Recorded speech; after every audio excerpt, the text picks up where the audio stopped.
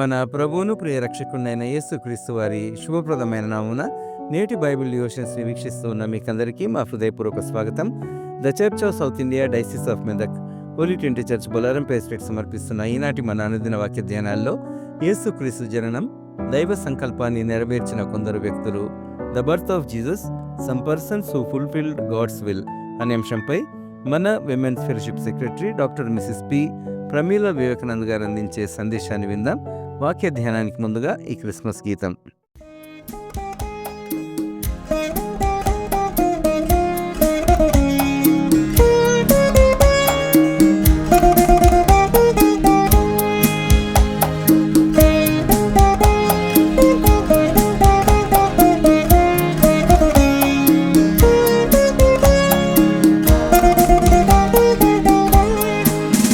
దివిలో విరిసిన దేవుని ప్రేమ భూమి ప్రజలతో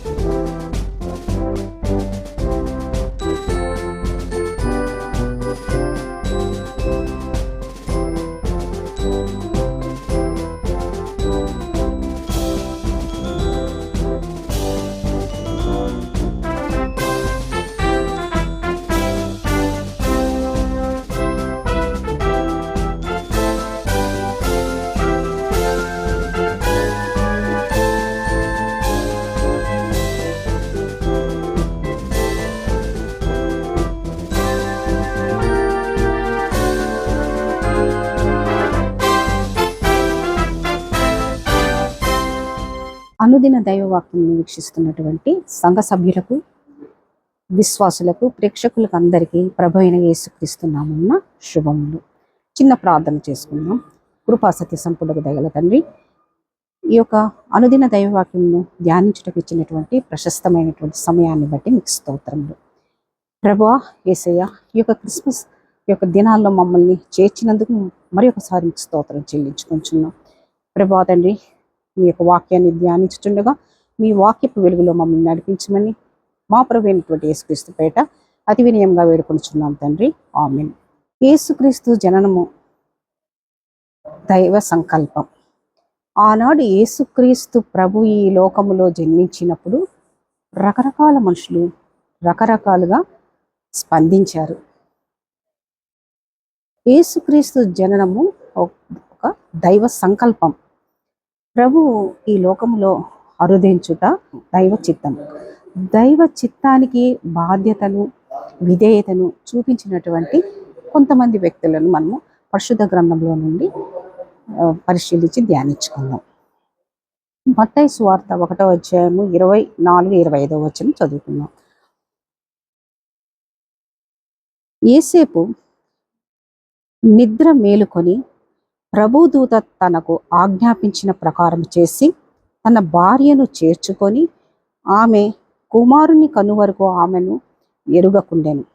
అతడు ఆ కుమారునికి యేసు అను పేరు పెట్టెను. యేసేపు మరియను చేర్చుకొనుటలో తన బాధ్యతను వ్యక్తపరిచాడు. యేసేపు బాధ్యత ఎంతో శ్రమతో కూడింది. పెళ్లి కాకుండా ఒక గర్భవతి అయినటువంటి స్త్రీని భార్యగా స్వీకరించడం అనేది ఈ సమాజంలో అసంభవం. కానీ యేసేపు దేవుని చిత్తానికి, విధేయతకు, బాధ్యతను వహించాడు. ఎన్నో అవమానాల్ని, హేళనను ఎదుర్కొన్నాడు, గురయ్యాడు. అంతేకాకుండా హేరోదు మగ శిశువుల్ని చంపమని ఆజ్ఞాపించినప్పుడు యేసేపు బాలుడైనటువంటి శిశువు యేసును, మరియను ఐగుప్తునకు తీసుకొని పోయి తోడుకొని వెళ్ళి అద్భుతంగా సంరక్షించాడు.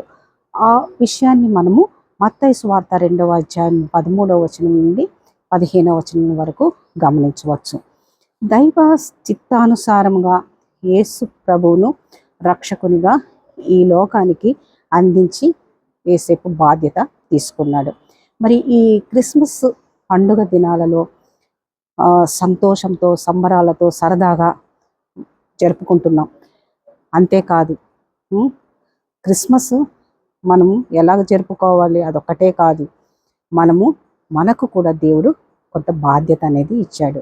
మన బాధ్యత యేసు ప్రభు కొరకు జీవించడము, సువార్తను ప్రకటించడము, క్రైస్తవ పరిచర్య, యేసు ప్రభుని అందరి హృదయాల్లో అవతరింపచేయాలి. ప్రకటన గ్రంథంలో చూడొచ్చు, బాధ్యతతో నెరవేర్చిన క్రియలే మనం పరలోకానికి తీసుకొని వెళ్ళగలము అన్నటువంటి విషయాన్ని ప్రకటన గ్రంథము 14వ అధ్యాయం 13వ వచనంలో 2వ భాగం ఈ విధంగా ఉంది. నిజమే, వారు తమ ప్రయాసములు మాని విశ్రాంతి పొందుదురు, వారి క్రియలు వారి వెంట పోనని ఆత్మ చెప్పుచున్నది అని దేవుని వాక్యము సెలవిచ్చుచున్నది.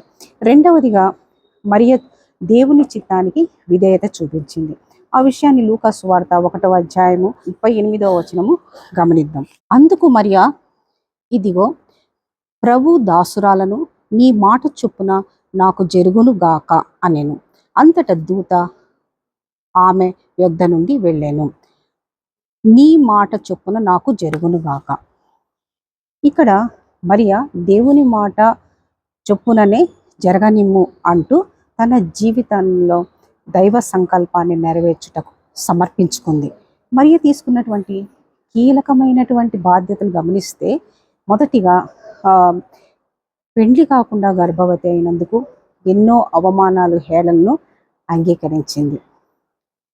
తదుపరి ఏమి జరుగుతుందో, ఏమి జరగనై ఉన్నదో తెలియనటువంటి పరిస్థితిని కూడా విశ్వాసంతో అంగీకరించింది.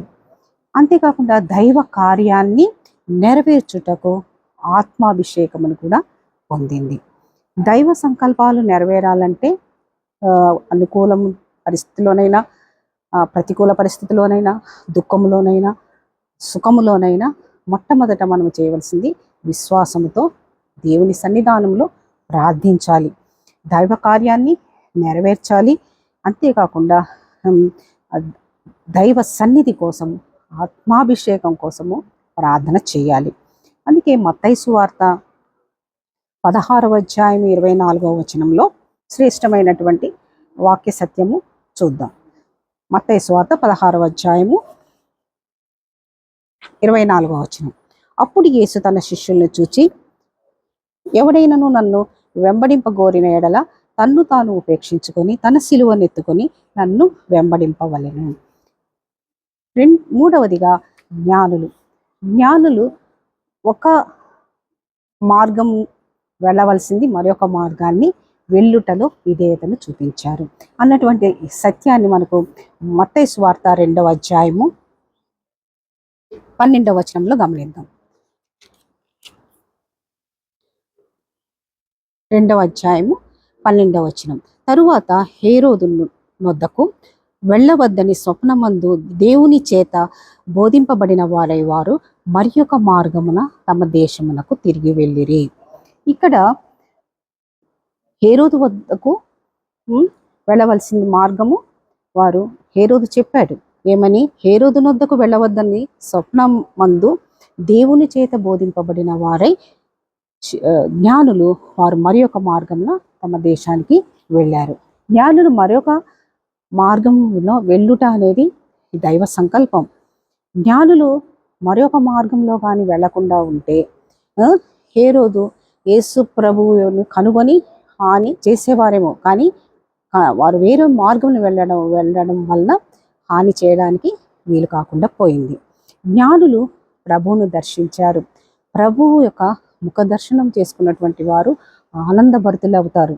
వారు ఎలా ప్రభావితులు అవుతారంటే వారి యొక్క పాత జీవితాన్ని వదిలిపెట్టి క్రొత్త జీవితంలో అడుగు పెడతారు, క్రొత్త మార్గంలో వెళ్తారు.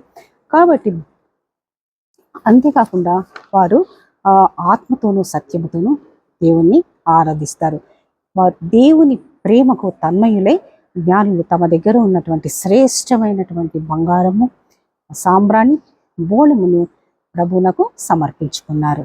కేవలము క్రిస్మస్ సంబరాలలో పాల్గొనడమే కాదు, యేసు ప్రభు సువార్త వ్యాప్తి కోసము సంఘ పరిచర్యలో సహకారంగా ఉండాలి. ముఖ్యంగా పాత మార్గాలు, పాప మార్గాలు ఇవన్నీ విడిచిపెట్టాలి, కొత్త మార్గంలో జీవించాలి.